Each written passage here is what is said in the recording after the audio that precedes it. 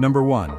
Kimberly Cargill. In 2010, the quiet town of Tyler, Texas, was shaken by a crime that felt ripped straight from a courtroom thriller. Kimberly Cargill, a 45-year-old nurse's aide and single mother of 4, would become the center of a case so disturbing it landed her the rarest of sentences in Texas: death. Kimberly's story began with a bitter custody battle. She was already under heavy scrutiny for her turbulent personal life, marked by accusations of neglect, violence, and instability. At the heart of the case was her 4-year-old son, whose custody she was on the verge of losing. The woman set to testify against her in family court was Cherry Walker, a 39-year-old babysitter with developmental disabilities who had occasionally cared for Kimberly's child. On June 18, 2010, Kimberly picked up Cherry under the pretense of taking her out. But instead of returning her home, prosecutors argued Kimberly drove her to a rural area outside Tyler. There, Cherry's body was discovered burned and abandoned along a roadside. The brutality wasn't in how Cherry died, she had been suffocated, but in the cold calculation behind it. Investigators concluded Kimberly killed Cherry to silence her before she could testify in the custody proceedings. The crime stunned investigators. Cherry was described as kind, gentle, and trusting, the last person anyone would consider a threat. But to Kimberly, Cherry was a liability, someone who could help strip her of custody rights. Prosecutors painted Kimberly as a manipulative and dangerous woman who was willing to kill an innocent babysitter to protect her own interests. During the trial in 2012, the prosecution presented a damning portrait: a woman with a history of erratic behavior, violent outbursts, and abuse. Witnesses described her as domineering and volatile, someone who often used people around her as pawns in her personal battles. The defense argued Kimberly's life had spiraled out of control, and she didn't deserve to die for her mistakes, but the jury was unmoved. Kimberly Cargill was convicted of capital murder and sentenced to death, making her one of the very few women on Texas death row. Appeals have followed, but each attempt has left her fate unchanged. What makes the Cargill case so chilling isn't just the crime itself, but the motivation. The idea that a mother, desperate to control her future, would murder a woman who had once cared for her child. It was a calculated act of self-preservation, one that shocked even seasoned investigators in Smith County. Today, Kimberly sits on death row in Gatesville, Texas, awaiting an execution date that may still be years away. For many, her case stands as a stark reminder of how far desperation and selfishness can push a person, to the ultimate betrayal and to the ultimate punishment. Number 2. Lisa Coleman. The story of Lisa Ann Coleman is one of the darkest examples of neglect turned into cruelty, and it ultimately led her to death row in Texas. Her crime centered on a child who should have been protected but instead was subjected to a slow and agonizing death. In July 2004, emergency responders were called to an apartment in Arlington, Texas, where they found the body of 9-year-old Devontae Williams. The little boy weighed only 35 pounds, the average weight of a toddler, not a 4th grader. His body was emaciated, scarred, and bore clear signs of long-term abuse. The cause of death was starvation and neglect. The apartment belonged to Lisa Coleman and her partner, Marcella Williams, Devontae's mother. Prosecutors argued the two women had systematically starved Devontae as a form of punishment and control, locking him in a pantry or a closet for days at a time. Witnesses later described the boy as withdrawn and frail, his growth stunted from years of mistreatment. Lisa Coleman's role was not as a passive bystander. According to testimony, she actively participated in the abuse, treating Devontae as an unwanted burden. When paramedics arrived that summer day, Devontae's body was already cold. What horrified investigators was not just that he had died, but that he had been slowly wasting away for months under the care of 2 adults who should have protected him. During Coleman's trial in 2006, prosecutors painted her as a cold and cruel figure who took part in the systematic torture of a helpless child. They highlighted how neighbors and relatives had raised concerns in the past, only for Devontae to remain trapped in a cycle of abuse. The defense tried to shift the responsibility more heavily onto Marcella Williams, arguing Lisa was less culpable. But the jury didn't buy it. Marcella Williams later pled guilty to murder and was sentenced to life in prison without parole. Lisa Coleman, however, went to trial, and the jury returned a death sentence. They found her directly complicit in Davante's starvation and abuse, and prosecutors argued her role showed utter disregard for human life. In September 2014, after nearly a decade of appeals, Lisa Coleman was executed by lethal injection. She was 38 years old. In her final statement, she maintained she wasn't the only one responsible, but she offered little remorse for what happened to Davante. The execution marked Lisa as the 9th woman executed in Texas since the Civil War, and one of the very few in the United States in recent decades. But beyond the statistics, the case of Lisa Coleman remains a haunting reminder of how abuse can escalate into atrocity. Davante's short life, one that should have been filled with care and opportunity, ended in unimaginable suffering. And for that, Texas handed Lisa Coleman the state's harshest punishment. Number 3. Darlie Routier. Few death row cases in Texas have stirred as much debate as that of Darlie Lynn Routier, a young suburban mother once seen as the embodiment of the American dream. Her story is a chilling mix of a brutal crime, a high-profile trial, and years of controversy that continue to divide public opinion. On June 6, 1996, police in Rolette, a quiet suburb of Dallas, received a frantic 911 call. Darlie Routier sobbed into the phone, saying that an intruder had broken into her home and stabbed her 2 young sons, 6-year-old Devin and 5-year-old Damon, while they slept downstairs. She herself was injured, with superficial cuts to her throat and arms. When officers arrived, they found a horrifying scene. Devin and Damon mortally wounded, Darlie blood-stained and shaken, and the kitchen and living room drenched in blood. At first, the idea of a home invasion seemed plausible. But investigators quickly grew suspicious. They noted that the wounds on Darlie appeared self-inflicted, not the work of a violent attacker. They also believed the crime scene looked staged. A broken wine glass on the floor, a cut window screen in the garage, and blood patterns that suggested the story didn't add up. The case against Darlie gained momentum when prosecutors presented a video of her at her son's gravesite during a memorial service, spraying silly string while singing Happy Birthday to Devin. To the public, the footage appeared cold and inappropriate, evidence that Darlie lacked genuine grief. Prosecutors used it to argue she killed her sons to rid herself of financial stress and the burden of raising children. In 1997, Darlie Routier was tried for the murder of Damon, the younger of her 2 sons. The jury heard evidence about her lifestyle, mounting credit card debt, and what prosecutors painted as her growing frustration with domestic life. Forensic experts testified that the blood spatter and wounds contradicted her story of an intruder. The jury found her guilty, and Darlie was sentenced to death. But her case has never faded quietly into history. Supporters insist she was wrongly convicted, pointing to what they say were errors in the forensic evidence, contamination of the crime scene, and the possibility that her wounds were consistent with self-defense. Over the years, advocacy groups and legal teams have fought for new DNA testing, hoping to prove her innocence. Darlie Routier remains on death row in Texas, steadfast in her claims that she did not kill her children. Her case continues to attract documentaries, books, and national media attention, each examining the haunting question: was she a grieving mother wrongly accused, or a calculating killer hiding behind a story of a mysterious intruder? Nearly 3 decades later, the truth remains fiercely contested. But for now, the courts have spoken, and Darlie Routier is one of the most infamous women on Texas death row. Number 4. Melissa Lucio. Few names on Texas death row have drawn as much international attention as Melissa Lucio, the first Latina woman sentenced to death in the state.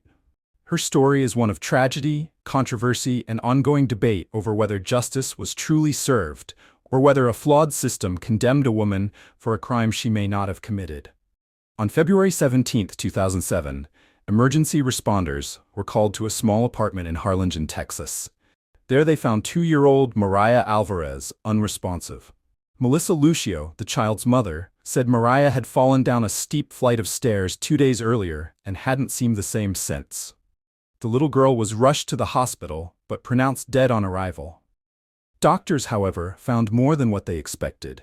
Mariah's body bore bruises in different stages of healing, bite marks, and evidence of head trauma. To them, it looked like abuse, not an accident. Lucio, a mother of 14 children, was quickly questioned by police. After hours of intense interrogation, she confessed to spanking and hitting her daughter, but denied killing her. Prosecutors seized on her statements, arguing she had brutally beaten Mariah to death. At her 2008 trial, they painted Lucio as a violent, neglectful mother, bringing up her troubled past, history of abuse, and struggles with poverty.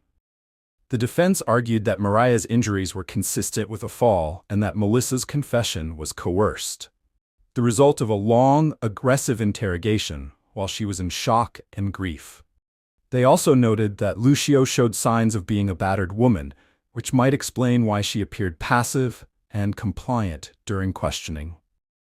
Despite these arguments, the jury found her guilty of capital murder, and she was sentenced to death.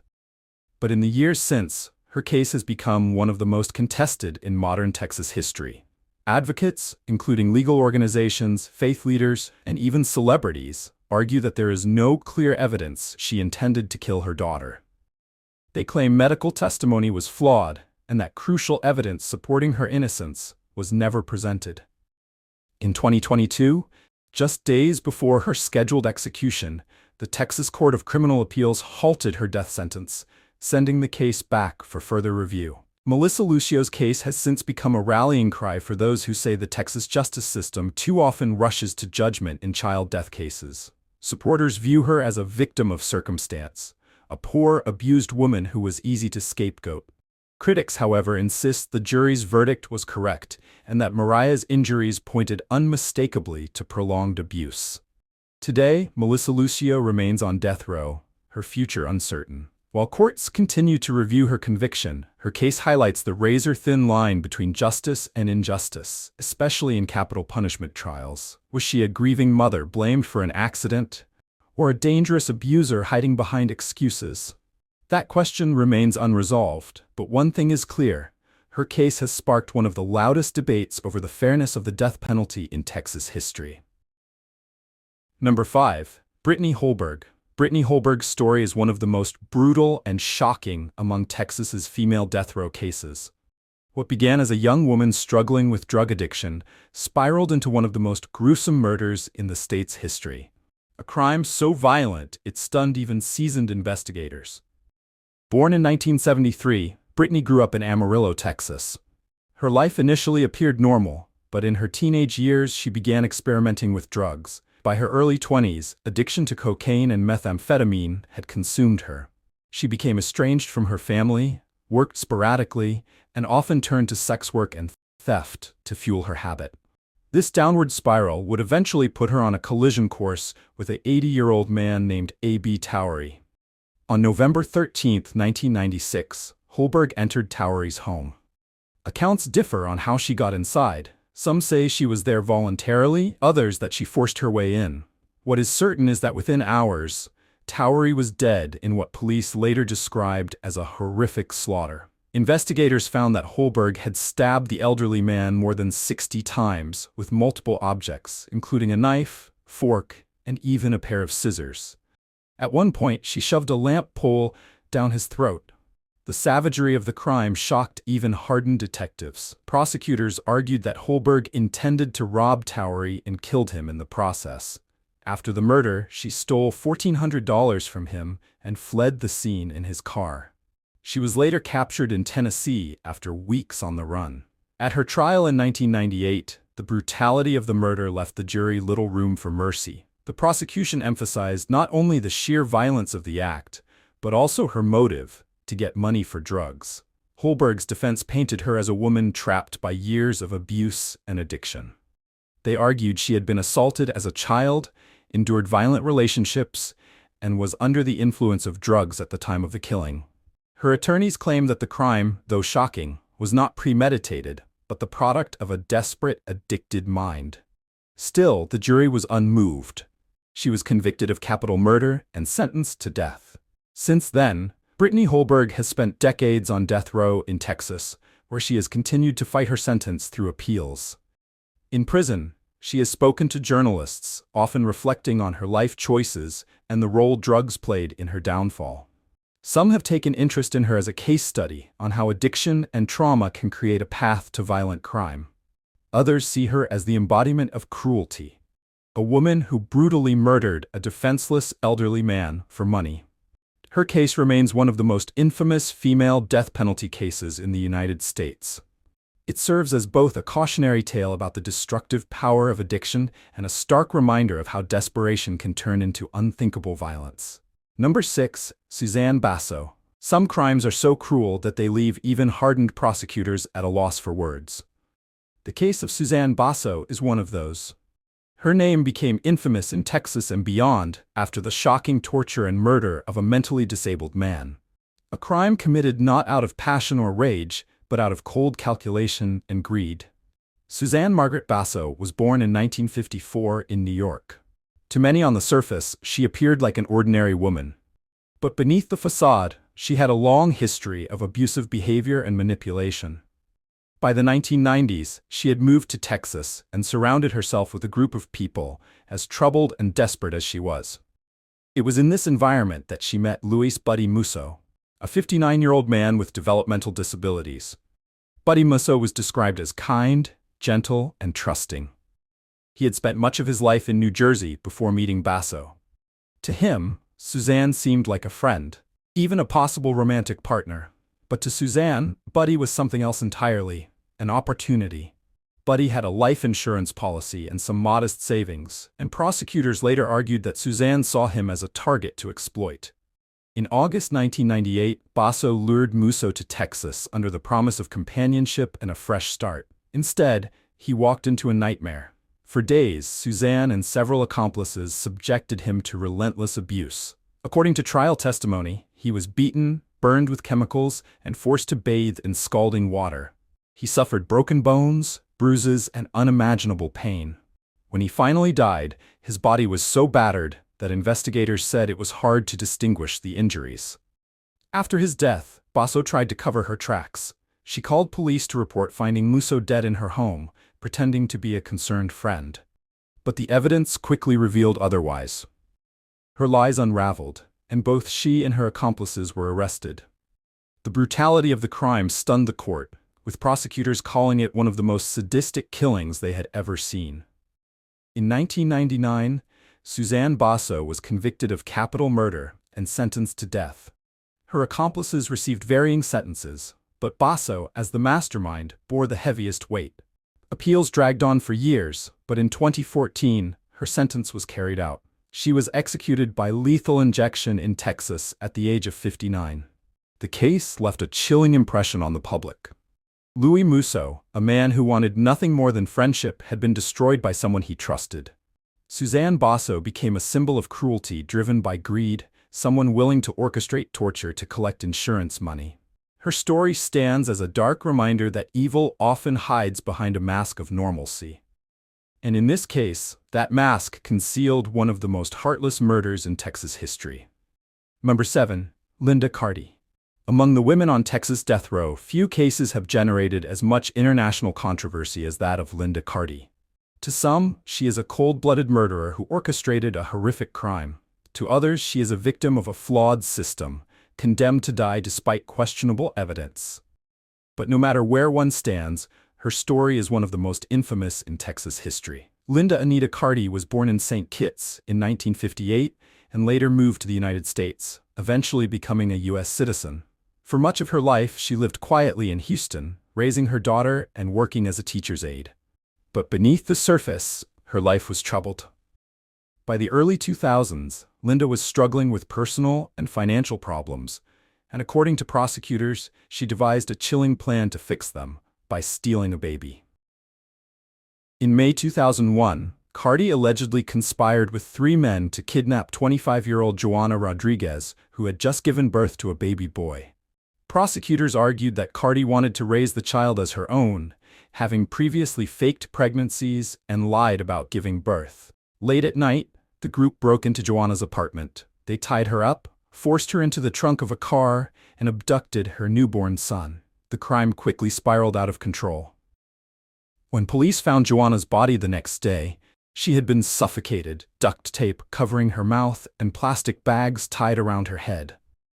Miraculously, her infant son was found alive in another car, unharmed.